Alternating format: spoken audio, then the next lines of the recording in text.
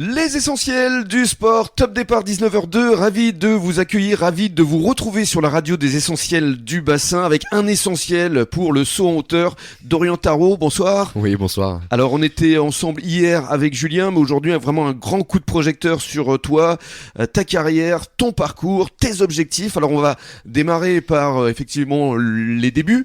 Le saut en hauteur, ça arrivait quand, comment dans ta vie, Dorian ?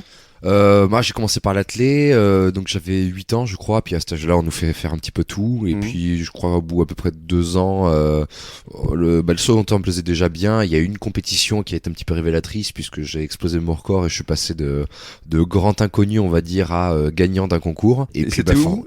C'était à Metz, je suis né à Metz, j'ai fait mes débuts d'athlétisme à Metz, et là t'avais franchi combien et à quel âge ? Je devais avoir de mémoire d'une dizaine d'années, et je suis passé d'un mètre 10 à 1m30, donc à 20 cm comme ça. 20 cm comme ça, et même 20 ans après je ne peux absolument pas vous dire comment ça s'est passé ni pourquoi. Ouais. Enfin t'as la carrure quand même d'un sauteur en hauteur. Tu mesures combien, Dorian ? Oui, j'ai quand même un morphotype assez typique justement. Je mesure 1m90, où je suis allé lancer longiligne, je fais moins de 80 kg, donc forcément ça aide un petit peu. Ouais, tout à fait. C'est un petit peu la même morphologie que Mathieu Thomasy.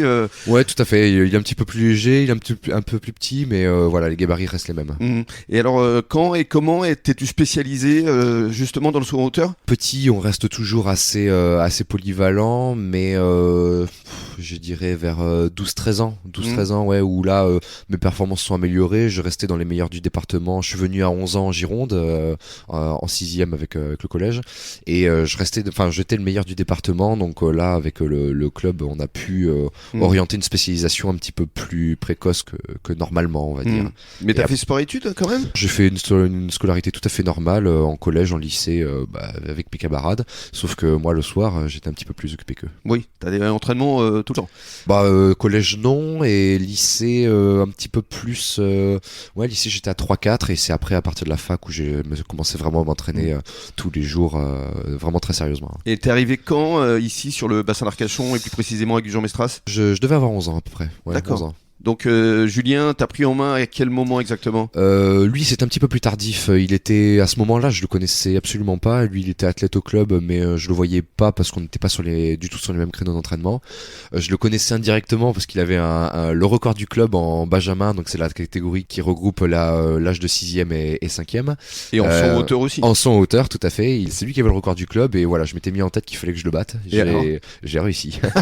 J'ai réussi. Mais c'est pour ça que ça l'a énervé. Il a dit bon, je vais peut-être m'occuper de ce garçon. Peut-être, mais ça a été encore un peu plus tardif, je dirais 1 ou 2 ans après, mais oui, je voyais son nom régulièrement sur la tablette et je ne savais absolument pas qui c'était.